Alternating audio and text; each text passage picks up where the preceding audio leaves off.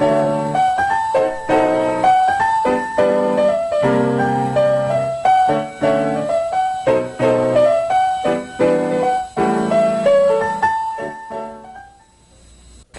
and gentlemen, good evening. My name is John McManus. I'm the president of the John Birch Society. And like a lot of other Americans, I've seen an awful lot of information in our press, our radio and television recently about the death of communism. And the John Birch Society says, let's take another look. So that's what we want to do in this short half hour. Let's take another look. What is communism to begin with? Communism is, in fact, militant socialism. The Union of Soviet Socialist Republics is something that we have lived with for most of the 20th century. And of course, that was the leading communist country. But it wasn't the Union of Soviet Communist Republics, was it? It was the Union of Soviet Socialist Republics. And throughout the past 150 years, there have been many, many individuals working to build socialism in country after country. And socialism has to be defined as economic control of the people by government. It means taxation, regulations, bureaucracy, controls, big brother government. I've had experience many times in recent months of saying that over a radio station, and the talk show moderator, whose guest I was, would immediately interrupt me and say, well, that's what we're getting here in America. And I'd say, yes, you've just made my point. America is being socialized. But let's go back to communism. Now, if you ask the ordinary person, you ask yourself, ask somebody in your family, who's the founder of the communist thinking and so forth, undoubtedly the person would come up with the Communist Manifesto. And I brought a copy of the Communist Manifesto with me. The Communist Manifesto, this edition is published by the John Birch Society, incidentally. We want people to read it. We want people to understand. The edition that we've published carries a preface added to it in 1888. It was originally published in 1848 by Marx and Engels. By 1888, Marx had passed away, but Engels was still alive. And so he wrote a preface to the 40th anniversary edition of the Communist Manifesto. And in it he said, we wanted to call it the Socialist Manifesto. But we didn't call it the Socialist Manifesto because at the time there were the word has been translated into quacks. He didn't write the English, but he wrote something, and it's been translated into the word quacks. He said there were quacks running around at the time, calling themselves socialists. We didn't want to identify with them, and so we instead called it the Communist Manifesto.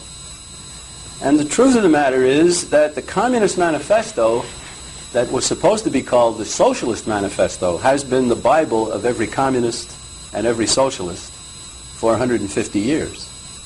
Now, what then is the difference between a communist and a socialist?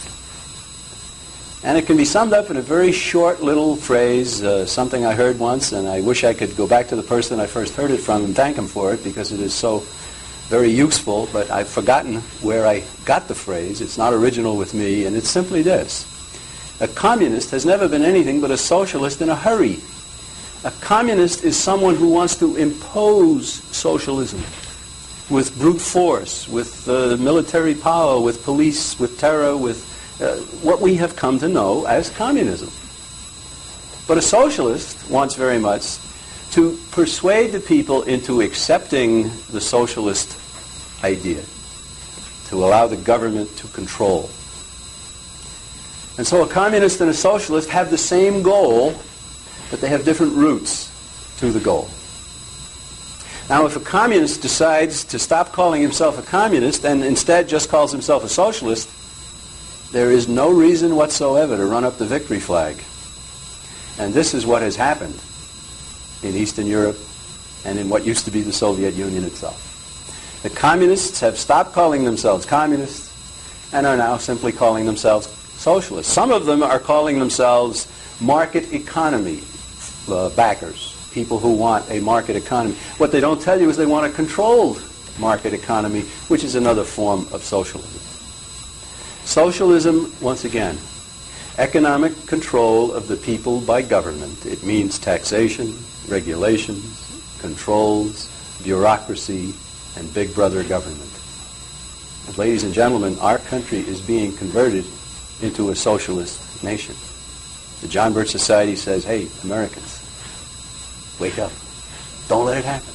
We don't want that to happen. Our own leaders are doing this to us. It's not happening because of what some Russian is doing or somebody from China or somebody from Cuba. It's happening from within.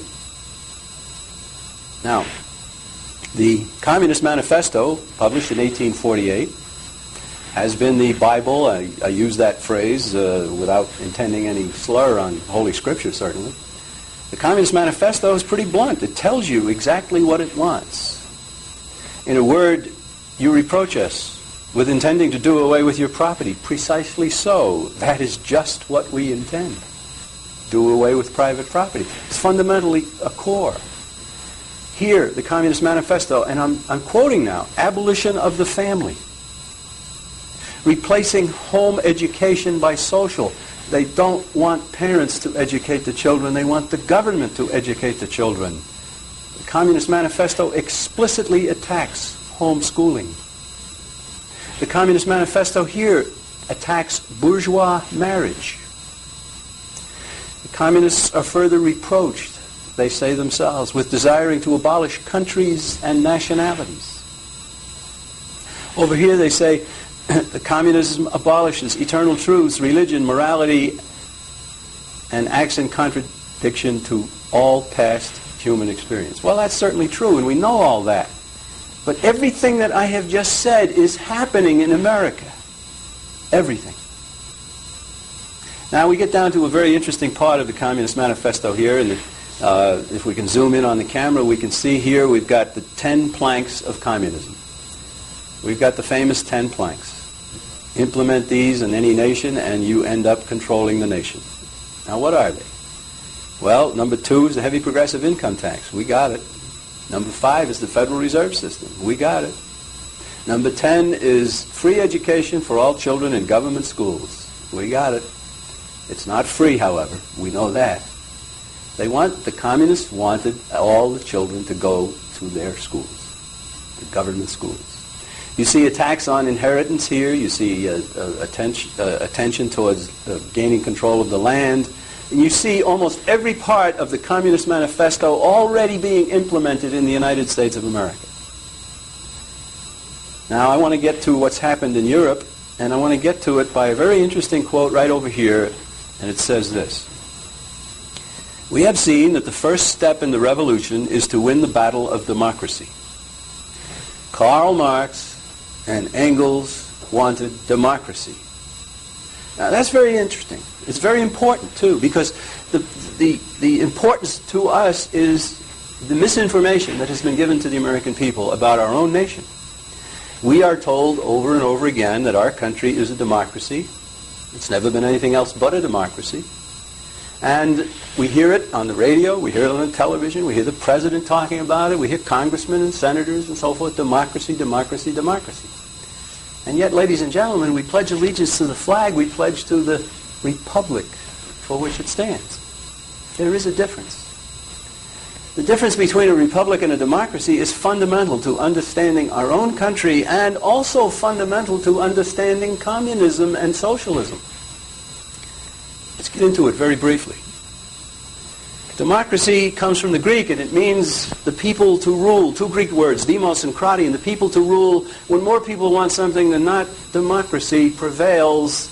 The majority rules, and everybody's rights are up for grabs. The majority can do what it pleases. It can take away your property. It can take away your children. It can take away your business. It can rule your life. And majority can do that in democracy. There's nothing our founding fathers feared and loathed more than democracy. How interesting. A republic, on the other hand, what they gave us is the rule of law. The republic comes from the Latin, res publica, res thing, publica, public, the public thing, the law. And a true republic, an honest republic, the kind of republic our founding fathers gave us is one where the law limits the government and not the people. And what is that law? That law is the Constitution of the United States of America.